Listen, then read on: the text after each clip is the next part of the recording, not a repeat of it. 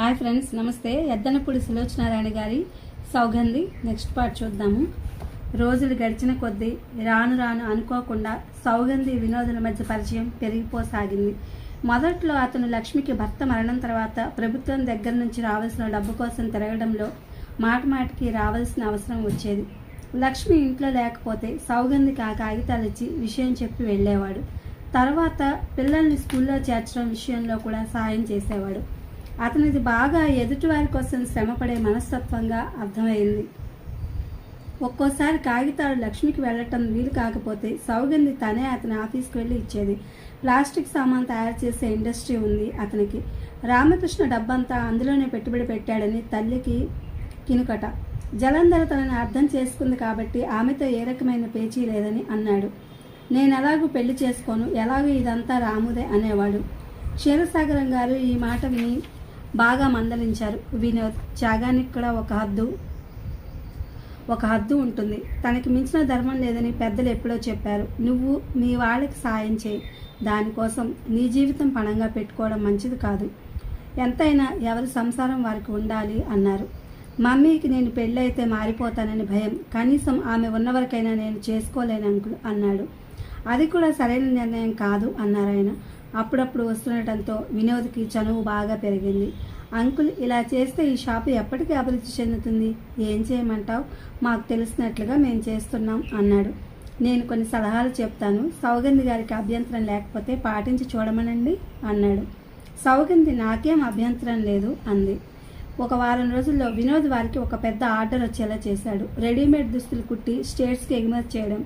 టైలర్స్ని అతనే పిలిపించాడు. కావలసిన బట్ట అతనే తెచ్చాడు. ఒక్క నెల రోజుల్లో షాపు రూపమే మారిపోయింది. నెల రోజుల క్రిందట గుడ్డి దీపం వెలుగులో ఏదో సందులో ఒక చిన్న బట్టల దుకాణంలో ఉండే షాపు ఆ సామాన్ అంతా తీసే పడిపోగా అత్యంత అధునాతనమైన ఆకర్షణీయమైన ఫర్నిచర్తో షాపులోకి వచ్చేవారు. కూర్చోవడానికి రంగురంగుల స్టూల్స్, గ్లాస్ డోర్స్తో చూడముచ్చటగా ఉంది. షాపుకి ఒక గ్లామర్ వచ్చింది. గిరాకీల్లో కూడా ఇదివరకు మధ్యాహ్నం వేళ బట్టలు పట్టుకుని వచ్చేవాళ్ళు ఆడవాళ్ళు తగ్గిపోయి ఇప్పుడు కారులో వచ్చి ఆర్డర్ ఇచ్చి వెళ్ళేవాళ్ళు ఎక్కువయ్యారు. కుట్టు కూలీలు రెట్టింపు అయినాయి. సౌగంధి భయపడింది, కానీ అది అనవసరమైన భయమని వినోద్ చెప్తూనే ఉన్నాడు. మనం కస్టమర్స్ని నిరాశపరచకుండా ఉన్నంతసేపు వ్యాపారానికి డోకా ఉండదు. తర్వాత రాబడి పెరగాలంటే ఉన్నవారికి అవసరమైన వ్యాపారమే చేయాలి. డబ్బు ఎవరి దగ్గర ఉంటుందో వారికి ఉపయోగపడేటట్టు చూడాలి అనేవాడు. అతని మాట నిజమే. ఖరీదు ఎక్కువని గొనిగే వారికంటే నాలాంటి డ్రెస్ ఇంకెవరికి ఉండకూడదు అనే మనస్తత్వమే కనిపించసాగింది. వాళ్ళు అందంగా కనిపించాలి, అదే ప్రాధాన్యత. డబ్బు గురించిన ప్రాధాన్యత ఆ తర్వాత. ఆ విధంగా చూస్తుండగానే షాపు పేరే కాకుండా గ్లామర్ కూడా పెరిగింది. ఒక్కోసారి రెడీమేడ్ డ్రెస్ తయారు చేసేందుకు బట్టలు కొనడానికి వినోద్ సౌగంధిని వెంట తీసుకెళ్లాడు. ఇదివరకు షాప్లో ఓ ప్రక్క టైలరింగ్ సెక్షన్ లేదు. దానికోసం వేరే ఇల్లు అద్దెకు తీసుకున్నారు. సౌగంధికి హఠాత్తుగా జీవితం ఆనందంగా, ఉత్సాహంగా, అక్షరాల కోరుకున్న విధంగా ఉన్నట్లు అనిపించసాగింది. అనుక్షణం షాప్కి ఏం చేయాలో అనే ఆలోచనే. వినోద్ ఫోన్ చేసినా అంతే. అసలు ఆ మిషతో ఫోన్ చేస్తాడు. ఆ తర్వాత గంటల సేపు కబుర్లు. దాంట్లో వ్యాపారాల గురించి, అందాల గురించి, ఆడవాళ్ళ గురించి ఎన్నెన్నో. సౌగంధి పరీక్ష రాసింది. ఫలితాలు వచ్చాయి. ఆ రోజు షాపు అప్పుడే తెరిచారు. వినోద్ కారు ఆగింది. ఇంత ప్రొద్దుటే వచ్చాడేమిటి అని ఆశ్చర్యపోయింది. అతని చేతిలో పేపర్ ఉంది. కంగ్రాచులేషన్స్ వస్తూనే అతను సౌగంధిని నడుము పట్టి పైకెత్తి గిరగిరా తిప్పేశాడు. వినోద్ వినోద్ అతని భుజాల మీద చేతులు ఆనించి ఆనందంగా అరిచేసింది. అతను దింపాడు. ఐఎమ్ సారీ, నేను చాలా అతిగా ప్రవర్తించాను కదూ. ఏమిటో పేపర్ చూడగానే చాలా ఆనందం కలిగింది. మీరు ఇన్ని పనులు చేస్తూ షాప్ సంగతి చూస్తూనే పరీక్ష రాశారు, మంచి ఫలితం తెచ్చుకున్నారు. అది కేవలం మీ పట్టుదలే. పట్టుదలతో దేన్నైనా సాధించేవాళ్ళంటే నాకు చాలా ఇష్టం. ఐ లవ్ దెమ్ అంటే ఐ లవ్ యూ అన్నమాట. అతను హఠాత్తుగా ఆగిపోయాడు. ఓ, నేను హద్దులు దాటి మాట్లాడేస్తున్నాను కదూ. I'm sorry.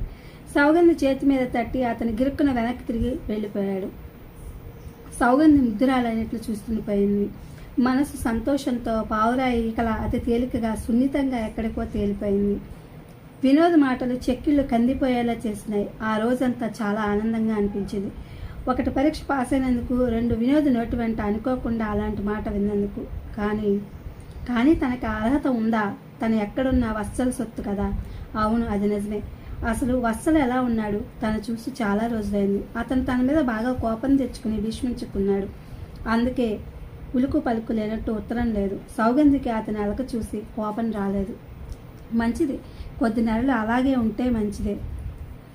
తన షాప్ ఇంకా డెవలప్ అయితే అతను ఇది వదిలి రమ్మనమని అనగలడా? సౌగంధి వత్సలకి తను పాస్ అయినట్టు టెలిగ్రామ్ ఇచ్చింది. పోస్ట్ ఆఫీస్కి వెళ్ళి ఇంటికి తిరిగి వచ్చేసరికి టెలిగ్రామ్ వచ్చి ఉంది. పరీక్ష ఫలితాలు చూశాను, కంగ్రాచులేషన్స్ వత్సల అని ఉంది. పరీక్షా ఫలితాలు చూశాను, కంగ్రాచులేషన్స్ వత్సల్ అని ఉంది. సౌగంధి ఆ టెలిగ్రామ్ అప్రయత్నంగా పెదవులు కానించుకుంది. వత్సల్ వ్యక్తిత్వం ఇదే. ఎంత కోపం ఉన్నా మంచి జరిగితే అభినందించడం మానడు. బాధ వస్తే ఆ మనిషిని సాంత్వన పరచకుండానూ ఉండడు. టెలిగ్రామ్ అటు నుంచి వచ్చింది, ఇటు నుంచి వెళ్ళింది. మళ్ళీ నిశ్శబ్దం, మౌనం. వత్సల్ దగ్గర నుంచి ఉత్తరం వస్తుందని చూసింది సౌగంధి. రాలేదు.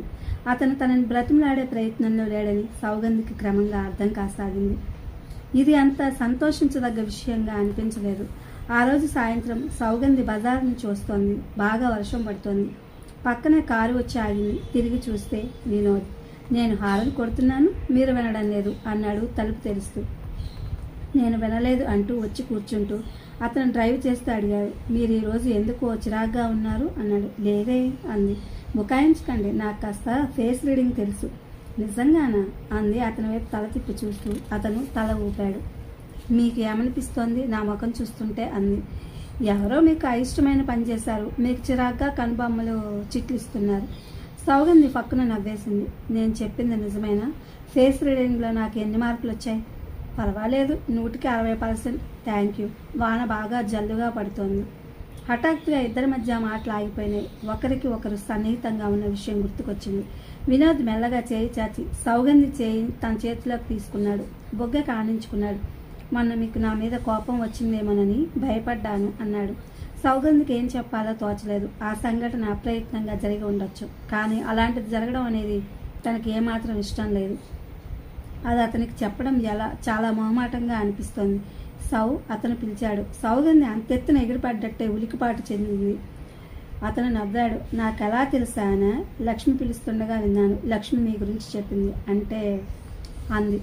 అదే వత్సల్ గురించి. అతను చాలా మంచివాడని, మీరంటే అతనికి చాలా ఇష్టమని. సౌగంధి మామూలుగా అయింది. అదే గనక వినోద్ వత్సల్ గురించి వ్యతిరేకంగా ఏదైనా అనుంటే వెంటనే కారు ఆపమని దిగి వెళ్ళిపోయి ఉండేది. Thank God. అతను వత్సల్ గురించి చాలా గౌరవంగా మాట్లాడుతున్నాడు. వినోద్ అంటే గౌరవం రెట్టింపు అయింది. నన్ను మీరు క్షమించాలి. నా మనసులో ఒక దుష్టబుద్ధి ప్రవేశించింది. అదేమిటో తెలుసా? ఏమిటి? నాకు తెలియకుండానే మీ గురించి ఆలోచించడం. మొన్న మీ ఆఫీస్కి బయలుదేరాను. కారులో మీరు ఈసరికి ఏం చేస్తుంటారా షాప్లో అని అనుకున్నాను. ఆ తర్వాత ఆలోచన పరంపర మీరు మా ఇంటికి రావడం, నేను షాపుకి సాయం చేయడం ఎంతగా అయిందంటే నాకు తెలియకుండానే మీ సందు చివరి వరకు వచ్చేసాను. ఎదురుగా సౌగంధి అని షాపు పేరు చూడగానే ఉలిక్కిపడ్డాను. మీరెక్కడ నన్ను చూస్తారా అని భయం వేసింది. గబాలను రివర్స్ చేస్తూ ఆ తొందరలో ఒక ముసలావిడికి కారు గుద్ది ఆవిడని హాస్పిటల్కి వెళ్ళమని 200 చేతిలో పెట్టి ఆ వీధిలోంచి దూసుకొచ్చేశాను. వినోద్ ఎంత బాగా చెప్తాడంటే అచ్చు ఆ దృశ్యం మనం చూసినట్టే ఉంటుంది. సౌగంధి నవ్వింది. అంతేనా? నా గురించి ఆలోచన 200 ఖరీదన్నమాట. అతను నవ్వాడు తల తిప్పుతూ. కాదు సౌ, నీ గురించి ఆలోచన అక్షర లక్షలు. కాదు, దానికి విలువ లేదు అంటే అంది. కారు అప్పటికే ఇంటి దగ్గరకు వచ్చింది. వినోద్ ఆఫ్ చేస్తూ నీ గురించి ఆలోచిస్తే నా మనసంతా ఆనంద సాగరం అవుతుంది. బాధలు సమస్యలు అన్నీ ఎటుపోతాయో తెలియదు. చాలా హాయిగా ఉంటుంది.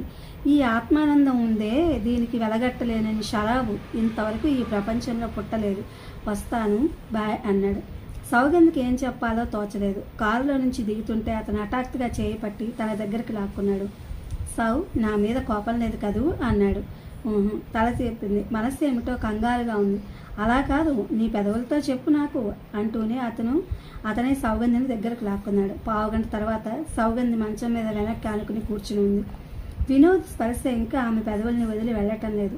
అతని ఆవేశం ఆ సుడిగాలిలా చుట్టేయడం ఎందుకో ఆనందంగా కంటే రవంత భయంగానే అనిపించింది. ఏమిటో ఈ ద్వైతీ భావం. ఆనందం, భయం, ఇష్టం, అయిష్టం, మధురం, గరళం, అన్ని భావాల సమ్మేళనం ఇది. ఇంతవరకు ఎప్పుడూ అనుభవం కాలేదు. ఇది ఫ్రెండ్స్, పెద్దనపూడి సులోచనారాయణ గారి Saugandhi. Thank you for watching.